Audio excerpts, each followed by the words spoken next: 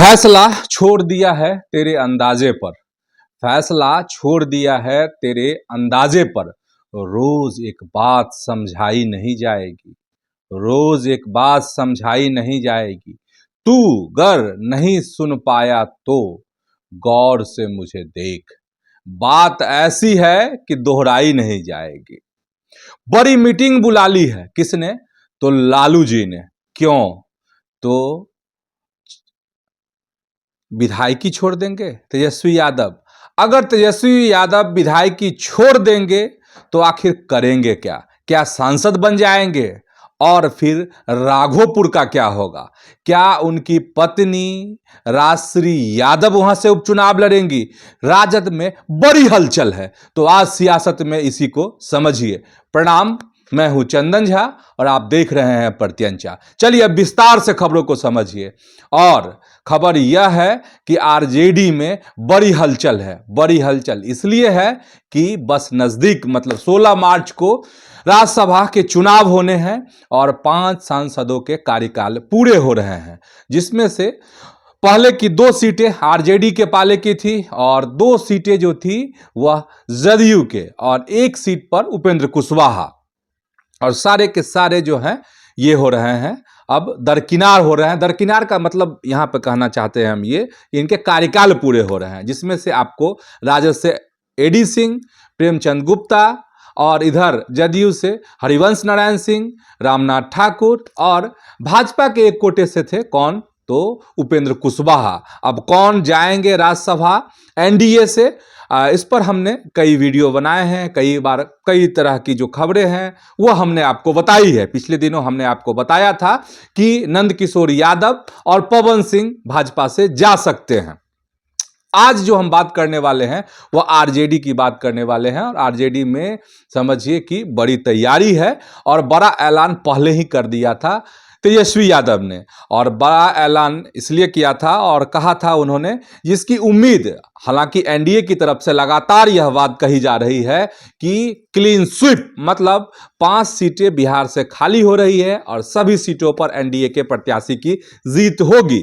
लेकिन इस जीत पर ब्रेक लगाने की कोशिश लालू यादव की तरफ से हो रही है, और इस बात की तस्दीक जो है तेजस्वी यादव ने खुद दे दिया था और कहा था कि ऐसा नहीं होगा, मतलब एनडीए को बिहार में क्लीन स्वीप नहीं करने देंगे। विपक्ष की तरफ से भी एक प्रत्याशी खड़ा किया जाएगा, और जो गणित है राज्यसभा चुनाव के लिए बिहार में, उस गणित के लिहाज से 4 ऐसी सीटें हैं जो एनडीए के खाते में बेहिचक जा सकती है। इसमें कहीं कोई रुकावट नहीं है। लड़ाई कहीं पर है तो वो है 5वीं सीट, और 5वीं सीट पर ऐसा लग रहा है कि जबरदस्त टक्कर होगी, आमने सामने की टक्कर होगी। और उस टक्कर के लिए आरजेडी बड़ी रणनीति बना रही है। लालू प्रसाद ने एक ऐलान किया है, बड़ी मीटिंग बुलाई है, रविवार को बड़ी मीटिंग होने वाली है, और इस मीटिंग में आरजेडी के तमाम सांसद, चाहे राज्यसभा लोकसभा के सांसद इसमें शामिल होंगे, तमाम विधायक, एमएलसी और जो सीनियर लीडर हैं वो सारे एक जगह जुटने वाले हैं। कहाँ जुटने वाले हैं? तो राबड़ी देवी के आवास पर, पटना में जो 10 सर्कुलर स्थित जो आवास है, उसी आवास पर, उसी रेसिडेंस पर यह मीटिंग होगी। और इस मीटिंग में बड़े फैसले लिए जाएंगे, और बड़े फैसले इसलिए कह रहे हैं कि आखिर राज्यसभा के लिए कौन प्रत्याशी हो। और इस बात की चर्चा थी कि राज्यसभा के लिए हिना साहब, मतलब साहबुद्दीन की पत्नी को उतारा जा सकता है। हालांकि जो चाल तेजस्वी यादव ने चलने की कोशिश की थी, उस चाल को कुंद कर दिया है किसने? तो ओवैसी की पार्टी एआईएमआईएम ने।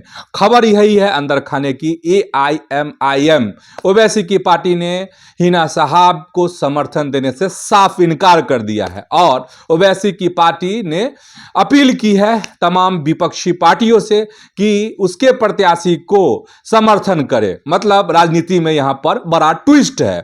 और ट्विस्ट जो है राजद में भी आने वाला है। और राजद में ट्विस्ट इसलिए आने वाला है कि लालू यादव ने जो मीटिंग बुलाई है इसमें बड़े फैसले होने हैं। और बड़े फैसले में कहा जा रहा है, जो चर्चा दिन भर की रही, सबसे सियासी बड़ी चर्चा अगर कोई रही तो यही कि तेजस्वी यादव जो हैं राज्यसभा जा सकते हैं, मतलब सांसद बनेंगे। अच्छा, अगर सांसद बनेंगे तो फिर विधायकी छोड़नी होगी, राघोपुर खाली हो जाएगा, तो क्या होगा। इसीलिए कहा जा रहा है यह जो मीटिंग है इसमें बड़े फैसले होंगे, एक नहीं दो फैसले होंगे। पहला फैसला यह होगा कि आखिर विपक्ष की तरफ से, आरजेडी की तरफ से राज्यसभा चुनाव में प्रत्याशी कौन हो। तो अब यह कहा जा रहा है कि अगर तेजस्वी यादव राज्यसभा जाते हैं, संसद जाते हैं, तो बहुमत का आंकड़ा जो चाहिए इस राज्यसभा चुनाव में जीत के लिए वह पूरा हो सकता है, क्योंकि हिना साहब के मसले पर बात नहीं बन पा रही है और तेजस्वी के मसले पर बात बन सकती है, ऐसी उम्मीद आरजेडी को है, लालू प्रसाद को ऐसा लग रहा है। मतलब यह होता है कि अगर मीटिंग में तेजस्वी यादव के नाम पर मुहर लग जाती है तो एक और संकट खड़ा हो जाएगा। संकट खड़ा ये हो जाएगा कि तेजस्वी यादव तो प्रत्याशी बन जाएंगे राज्यसभा के लिए। संकट ये खड़ा होगा कि अगर तेजस्वी खड़ा होते हैं, अगर चुनाव नहीं जीतते हैं, तो उनकी सियासत पर बड़ा सवाल खड़ा हो जाएगा। ठीक उसी तरह जैसे कि विधानसभा चुनाव में आरजेडी की करारी हार हुई और इसके बाद तेजस्वी यादव की राजनीति शैली, उनके फैसले पर तमाम तरह के सवाल उठ रहे थे, बाहर से भी और उनके जो कार्यकर्ता हैं वह भी। कुछ कार्यकर्ता पर्दे पर और कुछ कार्यकर्ता पर्दे के पीछे लगातार सवाल उठा रहे थे कि तेजस्वी यादव ने गलत फैसले लिए, गलत लोगों को टिकट दिए इस चुनाव में, इसलिए इस तरह के नतीजे आए आरजेडी के पक्ष में।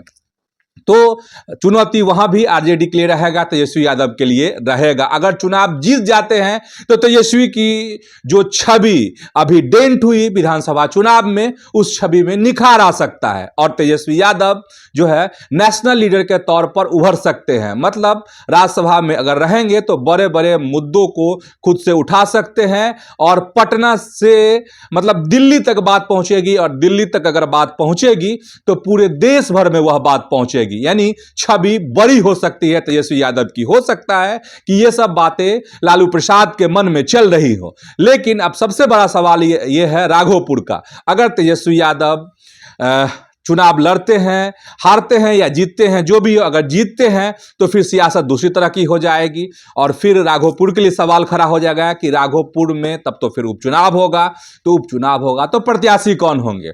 अगर पहला नाम अगर लेते हैं लालू परिवार से तो हो सकता है कौन, तो तेज प्रताप यादव। लेकिन तेज प्रताप यादव ने खुद ऐलान किया है कि नहीं, वह उनकी पार्टी जो है जनशक्ति जनता दल, अब वह तैयारी कर रही है आगे की जो राज्यसभा चुनाव नहीं, जो एमएलसी का चुनाव होगा उसमें उनकी पार्टी हिस्सा लेगी। मतलब तेज प्रताप का जो मिजाज है, अपना अलग मिजाज है, वह आगे की तैयारी में लगे हैं। और जिस तरह के अभी माहौल दिख रहे हैं, तेजस्वी और तेज प्रताप के संबंध जो दिख रहे हैं पर्दे पर, उससे यही लग रहा है कि यह संभव नहीं होगा। अगर तेजस्वी राज्यसभा चले भी जाते हैं तो तेज प्रताप को मौका मिलने का कम चांस है। कहां पर? राघोपुर से, कि उनको आरजेडी में ले आया जाएगा और उनको चुनाव में उतार दिया जाएगा। फिर दूसरे ऑप्शन पर आपकी नजर जाएगी और दूसरा ऑप्शन कौन हो सकता है लालू परिवार से? तो रोहिणी आचार्य। लेकिन रोहिणी आचार्य के साथ भी वही समस्या है कि संबंध जो हैं तेजस्वी यादव से रोहिणी आचार्य के बहुत तलक हैं और किस तरह से वह रो धोकर पटना से गई थी, इसके बाद किस तरीके से वह हमला की संजय यादव पर, रमीज पर और पूरी पार्टी पर, खासकर तेजस्वी यादव पर। ऐसे हालात में नहीं लग रहे हैं कि अगर ये मौका आता है तो आरजेडी और खासकर तेजस्वी यादव और उनके सिपा सालार इस बात के लिए तैयार होंगे कि अगर उपचुनाव होता है राघोपुर में तो रोहिणी आचार्य को वहां से चुनाव लड़ने का मौका मिले। तो फिर अब ऑप्शन बचता क्या है? ऑप्शन जो है वह सबसे बड़ा ऑप्शन यही है जिसकी चर्चा हमने भी की है, कई दफे चर्चा की है इसी चैनल पर, इसी पेज पर। आपको अगर आप जाएंगे तो वह वीडियो आपको मिल जाएगा, वह खबर आपको मिल जाएगी जिसमें हमने कहा था कि आने वाले समय में ऐसा हो सकता है कि तेजस्वी यादव अपनी पत्नी राजश्री यादव को सियासत में उतार दें, और लग रहा है कि वह समय नजदीक आ रहा है, और वह समय नजदीक तब आएगा जब अपना कदम तेजस्वी यादव नेशनल पॉलिटिक्स की तरफ आगे बढ़ा देंगे। मतलब यह हो सकता है कि राघोपुर में अगर इस तरह के हालात बनते हैं तो तेजस्वी यादव अपनी पत्नी को उपचुनाव में उतार दे और राजश्री का पदार्पण जो है सीधे सियासत में हो जाएगा। बहुत दिलचस्प होने वाला है आरजेडी की राजनीति और आरजेडी का जो राजद का जो भविष्य है, लालू और तेजस्वी की जो पार्टी है उसका। और इस भविष्य का एक बड़ा आईना अगर कोई दिखाएगा तो वह दिखाएगा कौन? तो राज्यसभा चुनाव। इस चुनाव में अगर आरजेडी से तेजस्वी यादव खड़े होते हैं, उनकी या फिर कोई और प्रत्याशी बनता है, अगर जीत होती है तो आरजेडी का हौसला बुलंद हो जाएगा। अगर हार होती है तो पस्त हो जाएंगे इनके कार्यकर्ता। देखिए आगे क्या होता है। सियासत है और सियासत में सब कुछ संभव है। तो आज के सियासत कार्यक्रम में इतना ही। ऐसे ही आप जो है प्रत्यंचा के साथ जुड़े रहिए। यूट्यूब पर प्रत्यंचा को सब्सक्राइब कीजिए, फेसबुक पर प्रत्यंचा का जो पेज है उसको फॉलो कीजिए। वीडियो और खबर अच्छी लगी हो तो वीडियो को लाइक कीजिए, शेयर कीजिए। तो आज इतना ही। धन्यवाद, प्रणाम।